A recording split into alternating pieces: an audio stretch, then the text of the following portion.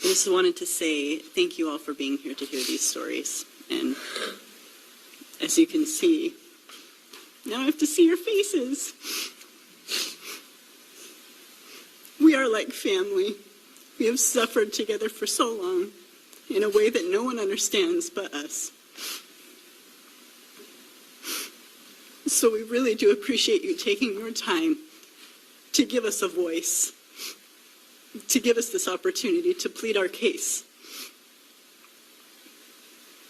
A huge thank you to Senator Johnson. He's been very kind and very generous with his time.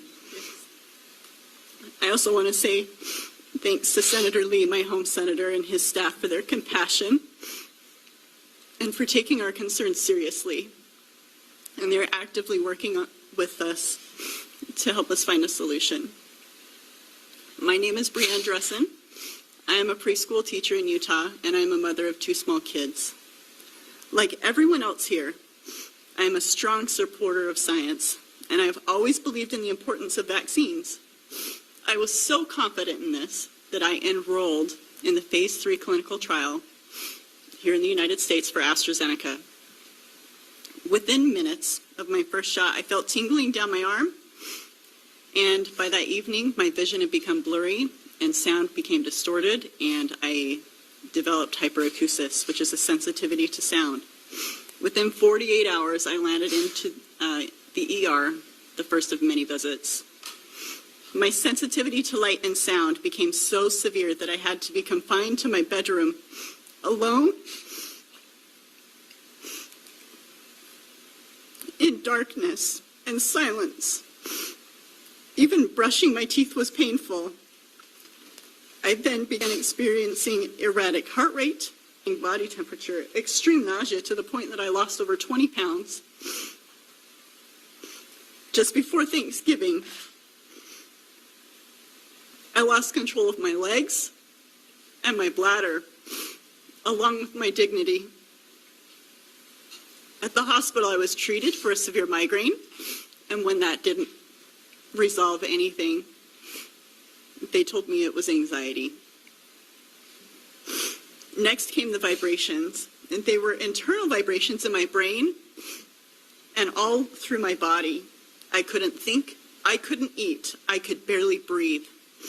This persisted 24/7 for months. I was trapped in isolation and in silence, completely overwhelmed by the sensations attacking my body. My children went days without seeing me. I missed out on months of their lives. I did not buy a single Christmas present for my kids. I thought I was dying, and after months, I wanted to die. After months of suffering alone, I found Dr. Hertz and her group. I was initially relieved to hear others like me. However, my relief turned to alarm as our numbers grew, and then it started impacting kids. All of our experiences were similar. Healthy people who became ill after receiving the vaccine, whose doctors insisted that these reactions were not really happening, that the CDC would have told them. They blamed MS. They blamed anxiety.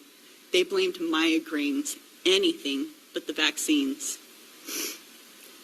A new friend of mine had long haulers. Then she received the vaccine in hopes that her symptoms would improve.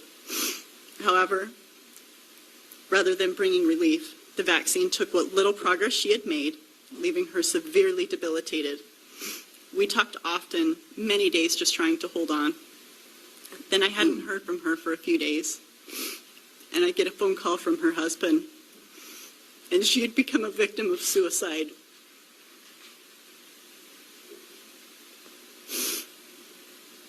The human toll is real.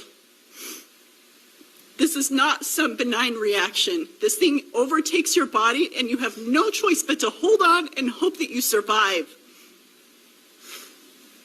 We have been robbed of our cognitive abilities, our physical abilities. We cannot work. We cannot care for our families or our children or ourselves. We are struggling to make it through each day, abandoned by our healthcare teams. We are the collateral damage of the pandemic. As you can see, I am recovering. I can walk. The touch of my little son's hand no longer feels like it's setting me on fire. The sweet sound of my daughter's voice no longer feels like it's attacking my brain. But I have a long way to go. I still am unable to work or care for my children.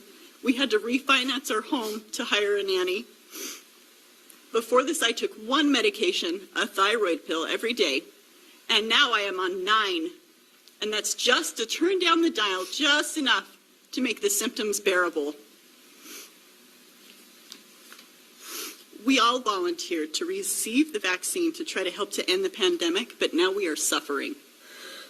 COVID has impacted all of it. COVID has impacted all of us. For some, it has resulted in loss of life. For others, they are now long haulers, debilitated and suffering. There are long haulers who have got the vaccine and their condition improved. There are long haulers who got the vaccine and they stayed the same. And there are long haulers that got the vaccine and now they are worse. And there are some who never had COVID and are now severely debilitated and sick. This is us.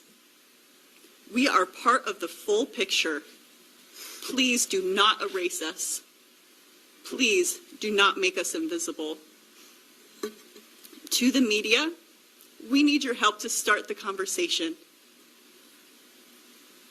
to help us end the stigma surrounding the term COVID vaccine reaction. To the CDC and FDA, we desperately need you to communicate with the medical community what is happening. To our elected officials, we need help getting momentum for research for early intervention strategies so that when these patients do arrive in the ERs and hospitals, physicians will be equipped with the knowledge and tools to help us. To the medical community and to research institutions, please help us. Please hear us. Please believe us. Thank you.